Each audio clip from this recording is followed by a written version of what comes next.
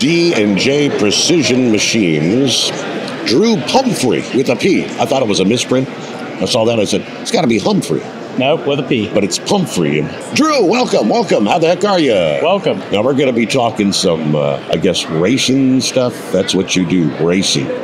Yeah, that's part of what we do at D&J Precision Machine. That's kind of where we got our base at the beginning. We do a lot of the engines for Fire Pump and their drag racing team. Lots of other customers, drag racing, sled pulling. But we also do stock remanufactured Cummins engines for like the Dodge Ram trucks. So we specialize in that engine platform from the 12 valves in 1989 all the way to the current model years. So when it comes to, help me out because I'm not familiar at all, when it comes to racing engines, everything's pretty much custom. Is that fair to say? Every racer comes in with wanting certain specs or something? Yeah, we have some packages that cover a lot of the bases for those guys. That's just more of a regular platform. Like we have different steps of our engines from an HP Reman to an HP Reman Extreme, Street Performance Series, Enforcers, and then our billet engines, the Executioners. So we have steps along the way for depending on what the customer's goals are for power level and what they're trying to do with it that fit packages for some of those guys. But then like when you get to a customer like the Fire Pump guys and their Pro Mod, it becomes a very custom solution at that point because they're pushing the envelope. They're the tip of the spear for the most part on a lot of that stuff, and we're finding problems and issues as they grow with their goals that we have to come up with solutions for to solve their issues. So when it comes to, you mentioned billet. Kyle was telling me billet. What's the deal with that? He said something about aluminum versus, what's a traditional block, engine block? Yeah, traditional Cummins engine block is a cast iron block. Okay. So they actually have integrated sleeves too. So a lot of guys are familiar with big truck stuff, and they have a replaceable liner most of the time. So when we get to our Enforcer long block, which is good for like up to 2,500 horsepower or so, we do a steel deck plate on top of that and a sleeve that is replaceable, kind of like big truck. So it gets it more of a modular, more replaceable and fixable setup. But with the billet engine, we actually were starting to have failures with those cast blocks. We just couldn't do any more with them. So we designed an all-billet aluminum block, and it has a steel bed plate. So the bed plate is tied in with 6-bolt mains, and we built an aluminum cylinder head and everything for those drag racing applications, so they could continue to push on over 3,000 horsepower with those. So what's the premise of aluminum versus like the weight? Is that the key for racers? Weight is the biggest issue for the racers. Yes. If you went to steel, I mean, it would be super heavy, and the racers are wanting to try to actually make the engine lighter and stronger because every pound they have to take down the track just slows it down. So the more they can take weight off the engine, all the components, the whole car, the better off they are. Like, we actually designed an intake manifold that only weighs 10 pounds, and if you ever see it, it's a huge intake manifold, big plenum and everything. But we put a budget together of weight for the cylinder head assembly at one point, and all we had left by the time we got everything else built was 10 pounds for the intake manifold. So it took us like 2 weeks of design just to get that to work and hold 200 pounds of boost pressure and stuff like that. I was under the assumption aluminum is a softer material, right? But so how do you build something out of aluminum that's going to, because these guys are pushing the big horsepower, the strongest, aren't they? Yeah, we redesign it. So like the block is completely different design than what the factory Cummins block is. So we put gussets and webbing and everything outboard of the engine. There's only so much you can do between the sleeves and the main bores and stuff like that to get strength in the block. So we actually have webs and gussets that are outboard of the engine that come back down into the bed plate and all that stuff to get the additional strength. We're trying race guys. These guys go through engines on a fairly regular basis. I mean, how many runs can they get out of an engine? Because they're always pushing the envelope, aren't they? Yeah, they're pushing the envelope. Like a couple years ago, we were doing really good with fuel system and the power level that they were, and they got like 100 runs out of one of those engines. But lately, we've been pushing harder, and we've been fighting some combination fuel system stuff that keeps tearing up pistons and stuff like that. So they've been on the struggle bus for about a year, but I think we've got it resolved. We were just on the hub dyno a couple weeks ago. and we made big strides on getting that stuff resolved. So usually just tearing up piston, stuff like that. So it's fairly easy to get them refreshed and back together. Where do you find clientele? Is it just the racing community? There's only a handful of people that do build engines from scratch, aren't there? Right, yeah, there's not very many of us that are doing what we're doing. So clientele is in the racing community. Most people in the racing community have found us and know us. But the biggest part of our business is really taking care of the work trucks, the guys that are driving across the country, have a hot shot hauler, and need engine replacements for a lot of that stuff. So more than half of our business is actually the reman and like one step up from reman business. Before COVID, we did all racing 1,000+ horsepower customers. We didn't do anything, really hardly anything for any stock or low horsepower engines. On COVID came around, everything stopped racing for a couple months, and we were scratching our heads going, what the heck are we going to do? Mm-hmm. So we added in engines in those lower horsepower platforms, and that's done really well for us. It's helped expand the business and grow, and we're able to take the things that we learn in the racing side that we have destroyed over the years and implement those into the reman engines to make the reman engines better for the customers.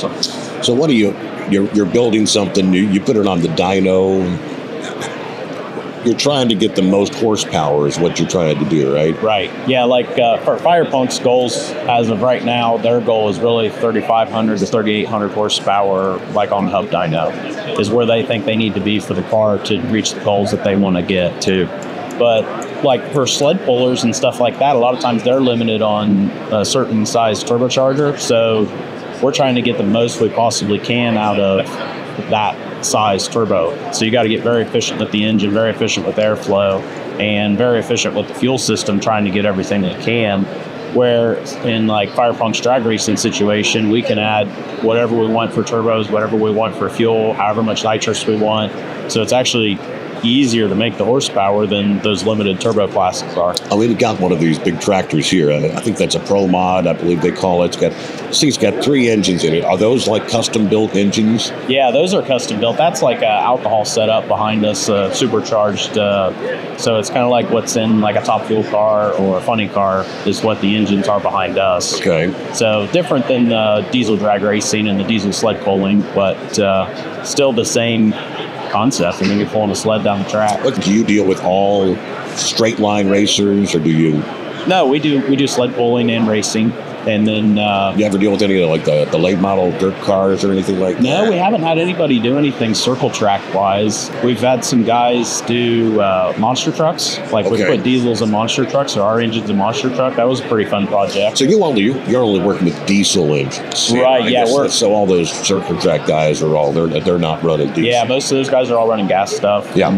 We haven't branched into that with any of the diesel market. The diesel market's more efficient, so are the diesel fuels more efficient, so it's possible to be able to do that. I think way back in the day, they put some diesels in Indy cars, and they actually outlawed them because they didn't have to stop for pits, and it wasn't fair to everybody else. Okay. Like way back in the day. Now, I've only been working with Kyle for a few years, but when he talks to me about the straight line racing, in some cases, these guys are going down. These days, they're putting sometimes diesels up against the gas guys, and they're actually competing. How is that possible? How has diesel got to be able to compete with those guys? Yeah, the technology's come a long way, and we keep pushing forward, but it's still a very small group of people, so that's where it is a lot more difficult for us. But overall, the engines are built so much stronger, even from the factory, than what the gas stuff is, that we can take them farther and they last longer. And at those power levels, we're getting really, really close. A lot of the diesel guys didn't have great chassis. They bought like old Pro Mod chassis to start with, and that always held us back because the chassis is a huge deal when you're drag racing. But there's been a couple guys that have bought purpose-built, really good cars that are going to be out over the next couple of years. And I think those guys are going to get to where we can run with the top of the classes in like Radial versus the World and Pro Mod drag racing. It'll be real exciting this next year and a couple of years. How'd you get hooked up with Firepunk? We've been friends with Firepunk for a long time. We probably started working with them in 2012, 13, something like that. and Levon just had a need for his. At that point, he had a quad cab 2004 and a half quad cab truck that they were wanting to go to diesel power challenge with and keep pushing things forward. So we got involved building an engine for them, and then we built a lot of stuff for their customers too. They have a pretty big customer base. I mean, did you build the engine that was in the Firepunk S10, the Hot Shot Secret S10? Yeah, I built that engine too. So there was a time when that held the record for the fastest diesel in the world. Yeah, now it's still the fastest diesel door car. Okay, so what's her name? Maddie. She kind of beat that with but that's a dragster. That's a dragster. Yeah, completely different platform. So it's a lot easier to get the dragsters to go that fast. They're a lot lighter. We're still the fastest diesel door car right now, and Firepunk's new Pro Mod should be able to beat that record once we get everything dialed in. So, I mean, that's the new vehicle that I've seen some pictures of it. This is the first year. They're running this thing. They're out there. Yeah, they got it out at the beginning or towards the end of last year and played with it a little bit. They changed transmission. They changed so much on the car that it's taken quite a while to get the thing dialed in. But I think we're getting really, really close to have a good start to the season. So they do a few runs. They come back and forth. You say, now we need to do this, or you need to do that. You need to change this. Yeah, anything we break or tear up, we try to come up with a better solution. Whether it's the end of the part and we just really can't make the part any better without getting real crazy into stuff. At that point, you just got to start looking at different tuning options and stuff like that to try to get the job done and get everything to survive. What's the most common piston or? Yeah, right now piston failures is the biggest thing that we're fighting. Used to be we would break the blocks actually in the cam door and the whole engine would come apart, like top to bottom. There's some videos. What's that going to cost somebody? I mean, if you blow an engine, what's it going to cost? Well, I mean, if an engine comes apart like that, just the long block's like $30,000. And then if it tears up fuel system and ECU and turbos and all that stuff, I mean, it could be a $50,000, $60,000 bill pretty quick when something like that catastrophic happens. Now, at this point, like with the billet engine, about the only thing we ever really tear up is pistons. So usually we can get that refreshed for a few $1,000s and go back together with it. Wow. So that's not a huge. So being in racing, these guys, it's not a cheap hobby. No, it's not a cheap hobby, and it's a ton of work. Like these guys work so hard, late nights trying to hit deadlines and get back out racing. It's really wild. So is it like the Levon, the Millers? Is it full time? What he does is the racing thing. Do they have day jobs? They have a shop where they work on. They build the biggest thing they do is they build transmissions. So they build transmissions for customers, work on customers' vehicles, and then the racing is just weekends, evenings, side projects. So they make all their money through the week, they put it into the car, and possibly have nothing left at the end of the. You're not making money racing. No, there's no way you're making money racing. You're just hoping to get a few bucks back. Is that? Yeah, a lot of it's fun, and then like for those guys, they're using it for advertising for their business. So. They go fast on the weekends. People call on Monday. And the same thing for us, too. We invest in that stuff. We help them out with pricing and stuff like that best we can and help move things forward, again, for the advertising. So that's kind of where a Hot Shot Secret is on the side of some of these cars. Yep. And that's other racers say, hey, Levon Miller got the fastest time. And he's running Hot Shot Secret oil and Hot Shot Secret. The Hot Shot Secret stuff works really well. Like the first time we were ever involved with Hot Shot Secret, they had called Levon actually, I think, to do some dyno work and test their FR3. And the FR3 made power. And we were like, we were kind of laughing about it at the beginning, like there's no way a fuel or an oil additive is going to make horsepower. So we're going back. That was what Chris Gabrelchik and Kyle. I think I think Kyle probably contacted them. Yeah, I think Kyle did. I think he's told the story, and we got this stuff. We want it. Yeah. And what? So the Levon was like, this really did increase horsepower. Yeah, right? Levon talked to me about it. I don't know, a couple weeks before they got there, and we're just like laughing, like there's just no way, like this stuff's going to make horsepower. Okay. And then he calls me super excited. He's like, dude, we tested like 3 trucks. And all 3 of them picked up like 12 to 15 horsepower. Like, there's no way it doesn't work. How significant is that in racing? It's not a ton, but to relieve 12 to 15 horsepower in, say, a 1,000 horsepower truck worth of friction, I mean, that's a big deal. I mean, to me, that just means everything's happy and everything's working again. And I think some of the stuff too with Hot Shots too is sealing the rings better, and that's where it just helps everything. The biggest thing that we see issues with as things get pushed real hard is the ring pack going away for us. Like, we don't really have bearing problems or anything like that in these engines. They do really well. We eat rings, and that stuff is reduced significantly with Hot Shots. I mean, when we first built the S10, they put the oil tank in the back of the car because they were trying to get weight bias in the back of the car. Well, there's a dry sump setup, so the oil pump had to pull all the oil from the back of the car to the front of the car. Well, the G-forces, when they would launch, would starve the oil pump of bad oil, and we would drop to like 10 pounds of oil pressure through the hit. And that's through the 60-foot and everything. So the engine's making like probably up to 2,000 horsepower with 10 pounds of oil pressure. That was our billet engine, and it didn't care. Like, Hot Shots protected it, and it just did its job. They're like, what do you do? I'm like, well, if it's not putting any material in the filter, then keep running it. They were at a racetrack, like, what do we do? Like, if it's not tearing it up, keep going. Right. And it didn't. Like, 10 pounds of oil pressure going up to 2,000 horsepower at 5,000 RPM, that didn't care.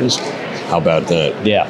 So if you had two identically tuned vehicles and it's set up, 12 horsepower might be enough to get you to the finish line faster than the other guy? Yeah, it would. Yeah. But the biggest thing is like 12 horsepower in a limited turbo application is a big deal. I mean, there's guys like for pulling trucks and stuff like that, when they get to these limited turbos, they'll buy a $5,000 turbo as an upgrade to get 10, 15, 20 horsepower. Wow. And if you can dump that in with a bottle of FR3, I mean, that's a big deal. Affordable. Yeah. Those guys will spend crazy money to get just a little bit of horsepower because they're so limited. They get to the point where the turbo is the size that it can be, and that's the limitation of the class, and you're trying to chase everything you can. It gets super expensive chasing 5, 10, 15, 20 horsepower here and stacking them up to try to get ahead of that class, and it's a challenge. That's pretty cool. So for the everyday truck driver out there, you're saying, when you say a reman, is that when they've got 500,000 miles on it and they need to kind of, they've had an overhaul? Or basically an overhaul in those engines. Like, the big trucks typically get an overhaul. They can do in-frames and stuff like that, but in these trucks they can't. They've got to get the block machine and everything else on a Dodge pickup. So, because we don't have sleeves from the factory, you can't do like an in-frame overhaul like you can big trucks. Okay. So that's what we're doing. We're taking, we'll exchange their core that's failed we'll build rapport ahead of time. That way the truck's not down as long, so it can get out faster. So that's what we do. Remanufactured engines. Then we have like one step up that a lot of hot shot haulers use. That's called our HP Reman Extreme. And in that we do a stage 1 ported head. So it's getting some of the airflow stuff we've learned from the drag racing and the sled pulling applications, a better camshaft, and that helps reduce EGTs and helps with drivability of the engine without getting crazy into big high horsepower stuff. Just helps the engine breathe a little bit better. It works really good for the hot shot haulers. We take care of head studs too. That's a common failure with head gaskets and those things. And then all of our cylinder heads get big heavy duty seats. These engines have a lot of failures with bout seats dropping out of, falling out, and we take care of those situations with cylinder heads. We also sell just cylinder heads if someone wants to refresh something or has a head gasket issue and wants to get a better head on it so they don't have failures down the road. Pretty cool stuff. Well, for as much as I know about racing, that's kind of educational. I'm sure Kyle's good. I think you've got several other racing guys that don't have me talking to in the next couple of days. Well, what are you doing here in Louisville? We're here. We have a booth set up, so we thought we'd get in front of a different crowd. A lot of times we're in the racing community, and we go to like performance racing industry. But we decided to come out to this event because there's a lot of guys, like, we don't specifically do anything in the big truck world right now, but there's still a lot of guys running around with those trucks. They're using them for service trucks. They're using them for their daily drivers. They're using them around their farms and their trucking companies. So we thought we'd get in front of a different crowd out here. Do you focus mostly on the Cummins, or it's all we do is focus on the just Cummins? Yep. That's it. Okay. Just the Cummins and the Dodge Ram trucks, so the small frame Cummins, B series Cummins stuff. Okay. Yep. And if they want to get a hold of you out there in listener land, because there's, I mean, all those big truck drivers, most of them have a daggone diesel pickup truck, right? For when they're on the weekends and whatnot. Yeah, and there's a lot of guys hot shot hauling with these things, so they're out there working them hard every day. So, yeah, our phone number is 740-297-7223. And Josh is our sales guy, does a really good job helping everybody. And then djprecisionmachine.com is the website. And you can hit us on all the social media platforms, too. We're on Facebook, Instagram. I think Matt even started us with our TikTok. So DJ Precision Machine, was that .com? djprecisionmachine.com. Yep. Okay. Pretty cool stuff. So in the racing world, after Louisville, did you go to the track with these guys, or you? Yep, we go to the track. The next race is Florida. It's like Orlando area. So if anybody's down in that area, you can see some pretty cool stuff. So that's Kyle's series, right? The ODS, as he goes from place to place with them. So you hang out with him on weekends? Yep. Oh, boy. Yeah, I hang out with Kyle on the weekends. Yeah. Sometimes we get a little rowdy, and pit parties are always good at the ODSS so races. You're going with them because you might be going down and you have built, several of the engines? We have lots of customers in there. And then we sponsor the ET class for ODSS. So we set up a booth and show off our product and all of that stuff also. Try to find new customers. Yep. Try to find new customers. That's the name of the game. Yeah. It's... But the ODSS racing is awesome. Like the group of people, if anybody's interested in racing, I mean, you could take your stock truck, any diesel vehicle, anything, and go compete in the ET class. It doesn't matter how fast it is. You're racing how consistent you are at your time. So you can take anything and go in there and have a lot of fun and be part of it and learn how to drag race. And everybody there really likes to help the new people out. It's unlike any racing organization I've ever been a part of. Everyone's just super helpful and really wants to help push everybody forward.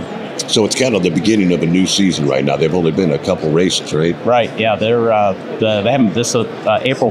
The first week in April is the first race. So it's coming up. So kicking off the season. Yeah. Now that's the series where I think Hot Shot Secret's been proud enough to be able to say that Hot Shot Secret sponsored racers have been the winner in all 5 or 6 divisions, correct? Yeah. For 4 years now running, is that? Yeah, I would say so. That's pretty impressive. Yeah, it is. To me, that says Hot Shot Secret's actually doing something. Yeah, they are. They're great for our industry. Well, I thank you so much. Anything I missed, Drew, that you want to throw out there? Or? I think we've got everything covered pretty well. Okay, I appreciate you coming by. Educational. Yeah. Have a good time here in Louisville. And I don't know, maybe one of these days they'll get me to come out to see some of that straight line racing. Yeah, you should come out. It's a good time. It's a lot of fun. I love tuning in because Kyle always shares videos of what's going on. The first runs, the prelims, and all that. Yeah, looks like it's a good time. It is a good time. It really is, and it's like a family. So get your shoes stuck on the track. Yeah.